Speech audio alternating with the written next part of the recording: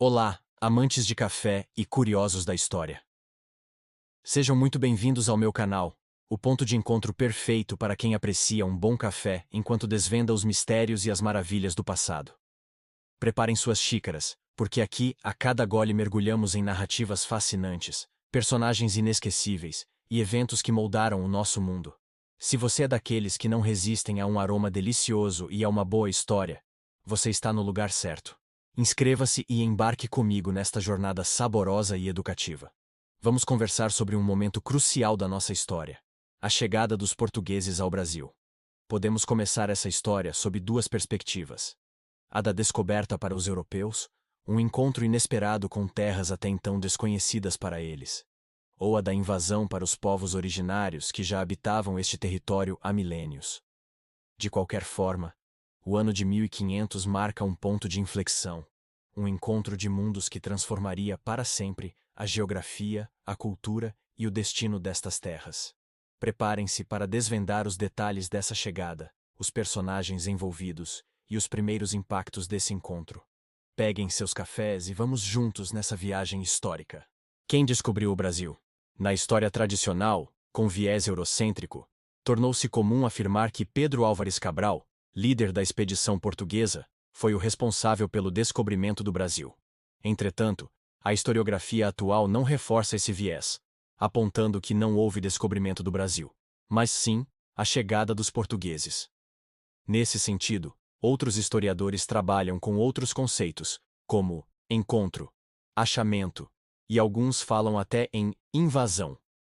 O questionamento ao termo se deu porque a palavra descobrimento reforça um ponto de vista português e eurocêntrico, uma vez que não houve descobrimento algum, já que a terra era habitada por milhões de indígenas, espalhados por todo o território em questão.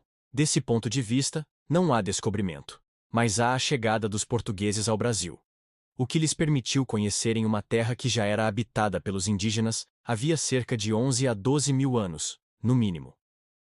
Contexto histórico do descobrimento do Brasil. A chegada dos portugueses ao Brasil foi um dos maiores momentos das grandes navegações, processo iniciado pelos portugueses no século XV. As grandes navegações são como conhecemos as expedições exploratórias, organizadas pelos portugueses, no Oceano Atlântico ao longo desse século. Isso só foi possível graças a uma série de fatores. Primeiro, a unificação territorial. O território nacional de Portugal foi consolidado em 1249, quando o rei Dom Afonso III conseguiu conquistar definitivamente Algarve, região sul de Portugal, dos mouros. Outro fator importante foi a estabilidade política que o país experimentou a partir do final do século XIV. Entre 1383 e 1385, aconteceu no país a Revolução de Avis, responsável por colocar João, mestre de Avis, no trono de Portugal. Com essa revolução, a dinastia Borgonha teve fim, e a nova dinastia, a de Avis, iniciou-se. Portugal experimentou uma grande estabilidade política, que possibilitou ao país vivenciar um desenvolvimento comercial e tecnológico, o que incluiu o desenvolvimento náutico. Além disso, a localização geográfica de Portugal garantia acesso fácil às correntes marítimas do Oceano Atlântico, e o desenvolvimento comercial de Lisboa tornava a cidade um centro importante. Por fim, a necessidade de encontrar uma nova rota para o Oriente, já que a usual, que passava por Constantinopla, havia sido fechada em 1453, reforçou a exploração dos oceanos pelos portugueses. Esses fatores nos ajudam a entender por que Portugal se lançou pioneiramente na exploração dos oceanos e por que as grandes descobertas do século XV foram realizadas por portugueses. A única grande exceção foi a expedição de Cristóvão Colombo, navegante genovês que chegou à América em 12 de outubro de 1492, em uma empreitada financiada pela Espanha. Portugal recusou-se a financiar a expedição de Colombo. No contexto da chegada dos portugueses ao Brasil, Portugal estava desfrutando o auge do comércio de especiarias da Índia, mercadorias oriundas da Ásia como pimenta do reino, noz moscada, perfumes e incenso, que por sua raridade no mercado europeu, eram valiosíssimas. A procura por uma nova rota para a Índia era justamente para garantir o acesso a essas mercadorias. Depois que os espanhóis chegaram à América, em 1492, as terras recém-descobertas começaram a ser disputadas por portugueses e espanhóis. Foi dessa preocupação dos portugueses em conter a expansão espanhola que saíram dois acordos: a Bula Intercoetera, 1493, e o Tratado de Tordesilhas, 1494. Esses dois documentos dividiram as novas terras entre Portugal e Espanha, e o último estipulou a seguinte divisão: a 370 léguas, a oeste do arquipélago de Cabo Verde, seria passada uma linha imaginária. As terras a oeste dessa linha seriam espanholas, e as terras a leste dessa linha seriam portuguesas. Como foi o descobrimento do Brasil? Pedro Álvares Cabral foi o escolhido para capitanear a expedição portuguesa que chegou ao Brasil em 22 de abril de 1500. Nesse contexto de exploração das possibilidades de terra no oeste e de realização de comércio na Índia, Portugal organizou uma nova expedição. O nome escolhido para liderá-la foi o de Pedro Álvares Cabral, Cavaleiro da Ordem de Cristo desde 1494. Importante ordem de cavaleiros. Os historiadores não sabem ao certo por que Cabral foi escolhido para ser o líder da expedição, já que existiam outros navegadores mais experientes que ele, como Bartolomeu Dias. A expedição de Pedro Álvares Cabral contava com 13 embarcações, sendo 9 naus, 3 caravelas e uma naveta de mantimentos. Os líderes de cada uma das embarcações eram Pedro Álvares Cabral, Sancho Tovar, Simão de Miranda de Azevedo, Aires Gomes da Silva, Nicolau Coelho, Nuno Leitão da Cunha, Vasco de Ataíde, Bartolomeu Dias, Diogo Dias, Gaspar de Lemos, Luís Pires, Simão de Pina e Pero de Ataíde.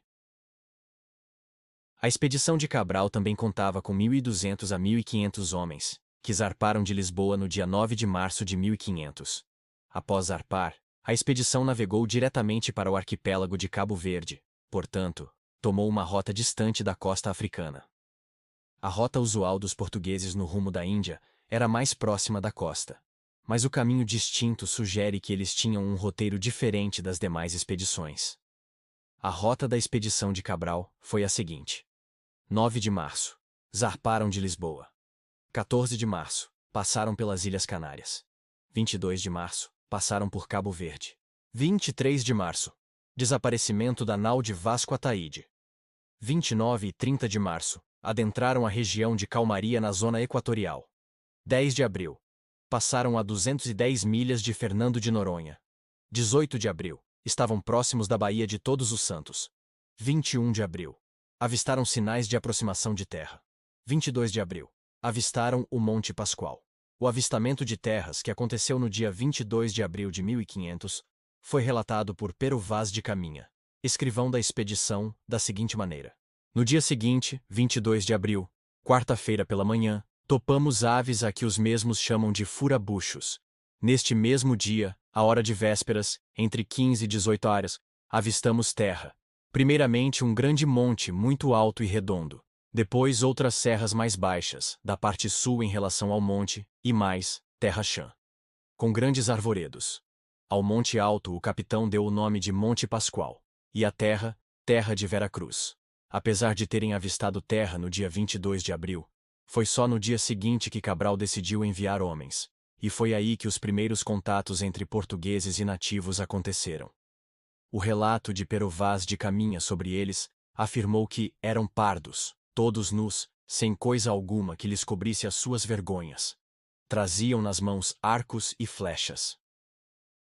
Essa primeira expedição, que marcou os contatos iniciais entre portugueses e nativos, foi comandada por Nicolau Coelho. Ele e outros homens foram enviados para as margens da praia, em um bote, a fim de estabelecer uma relação com os indígenas, e esses contatos naturalmente foram pacíficos. Em uma outra passagem sobre os nativos, Pero Vaz de Caminha afirma que a feição deles é parda, algo avermelhada, de bons rostos e bons narizes. Em geral são bem feitos. Ambos traziam o lábio de baixo furado, e metido nele um osso branco, é realmente osso, do comprimento de uma mão travessa, e da grossura de um fuso de algodão, agudo na ponta como um furador. Metem-nos pela parte de dentro do lábio, e a parte que fica entre o lábio e os dentes é feita a roque de xadrez, ali encaixado de maneira a não prejudicar o falar, o comer e o beber. 6. O contato foi calmo. Houve troca de presentes entre as duas partes, e alguns dos indígenas foram levados à embarcação onde estava o capitão Mor Cabral, para que ele os conhecesse. Foram-lhe dados alimentos e vinho, mas eles rejeitaram a comida e não gostaram do que experimentaram, segundo o relato de Caminha. Os portugueses seguiram mais alguns dias explorando a costa brasileira.